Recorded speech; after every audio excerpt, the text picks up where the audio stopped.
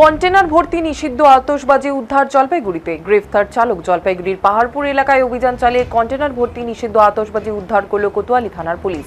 Police সূত্রে জানা যায়, খবর পেয়ে একটি কন্টেনার আটক করা হয়। কন্টেনারটি কলকাতার দিক থেকে আসামের উদ্দেশ্যে যাচ্ছিল বলে প্রাথমিকভাবে জানা গিয়েছে। গাড়িটি আটক করে তল্লাশি চালিয়ে বিপুল পরিমাণ নিষিদ্ধ আতশবাজি উদ্ধার হয়। এরপর কন্টেনারটি বাজেয়াপ্ত করে জলপাইগুড়ি কোতোয়ালি থানায় নিয়ে আসা হয়।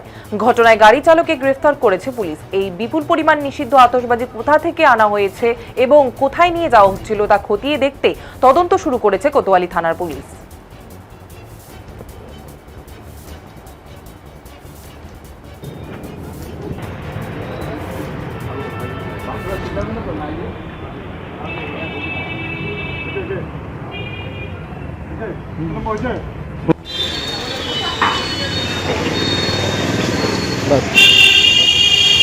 হ্যাঁ বলেন।